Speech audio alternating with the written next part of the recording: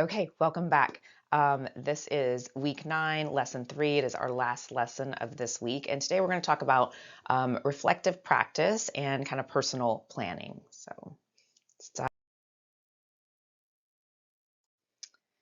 So reflection is a bridge between experience and insight. And for those of us managing autoimmune diseases, reflective practices like journaling really help us better understand our emotional triggers and internalize our healing and support the nervous system in staying regulated.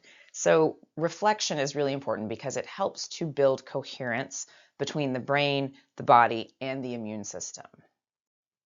And there's a lot of science to back this up. Expressive writing reduces amygdala activation. It helps to downregulate the stress response and improves immune markers. There was a landmark study by Dr. James Penderbaker that found that people who wrote about emotional experiences visited doctors less and had stronger immune function. That's pretty wild. So I think it's just further proof that journaling really does help give structure to chaos, especially when you are dealing with a lot of chronic trauma and stress and the recovery of that.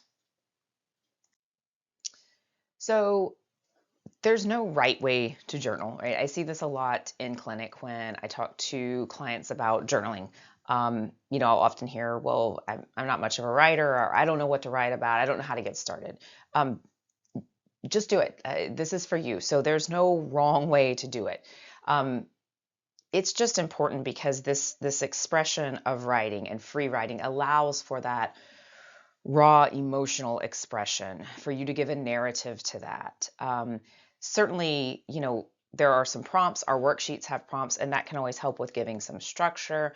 But if you get stuck, gratitude is also a great way of, kind of putting that pen to paper, because gratitude lists really help to kind of shift your perspective and offer some data for future reflection. So the key is to find whatever makes you feel safe and engaged as you're journaling.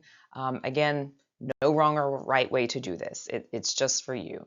And if you find that one method doesn't work great for you, try another one. Your emotional needs may shift from day to day, and that's totally fine.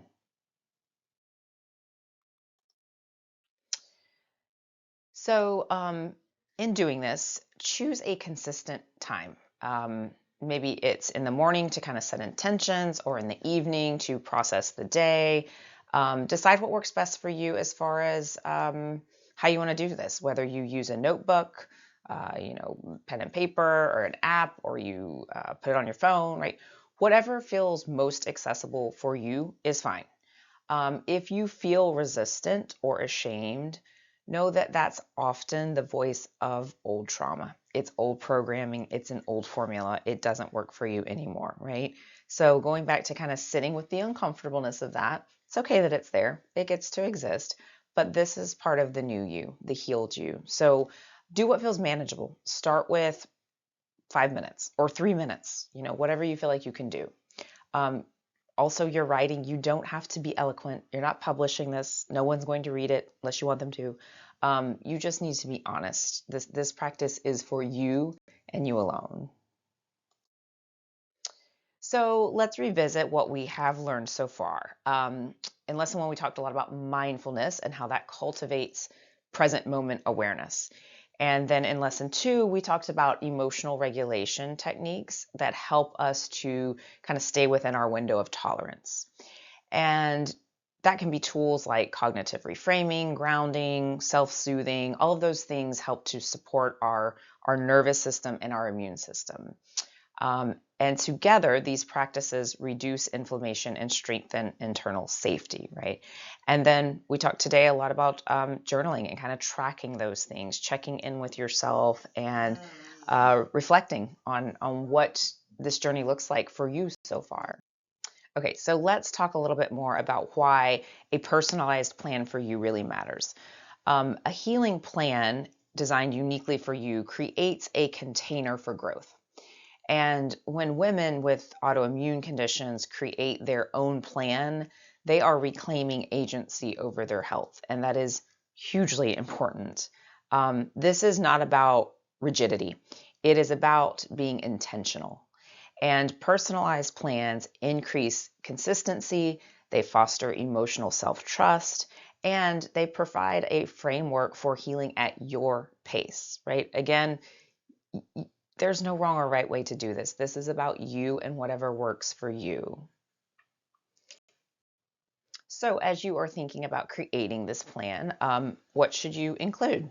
Um, Again, you get to create this, so you can do it however you want. But some things I would maybe encourage you to think about would be number one, a daily mindfulness practice, right? And again, that can be breath work or walking or just sitting and grounding, whatever feels right for you.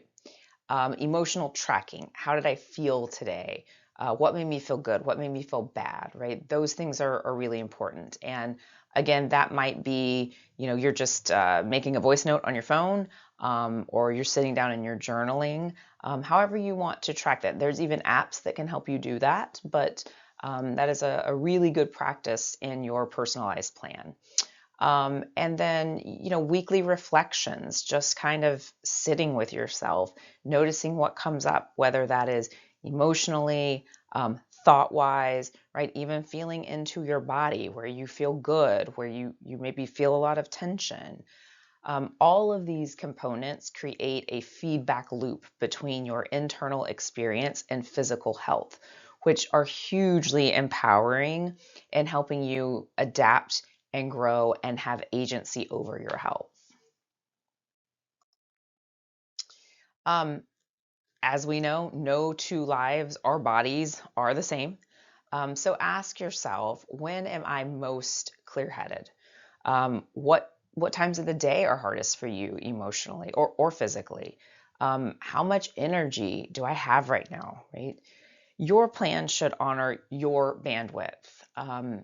Healing thrives in compassion, not pressure. So adjust your goals based on what your nervous system can safely handle at this point in your healing journey.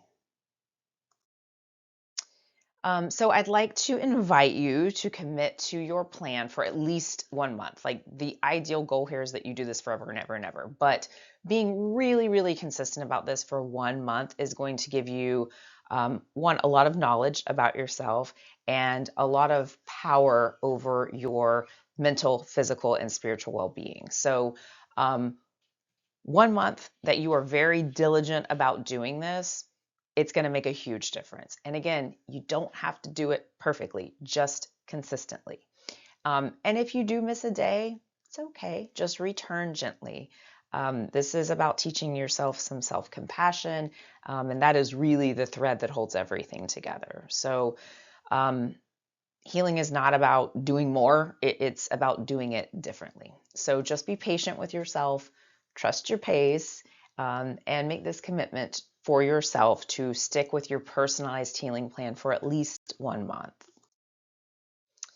Another important part of your healing plan is just reflection on how far you've already come. You have built so much emotional awareness, you have learned new tools, and you are taking meaningful steps towards your healing. And that's huge. I hope you are giving yourself a lot of credit. I know this is not an easy journey, but it is so worth it, and you do deserve this. I would also just encourage you to maybe use this affirmation as your anchor, which is, my body hears everything my heart says, and I choose kindness. And I think if you can really kind of make that your mantra, right? Your body hears everything your heart says, I choose kindness.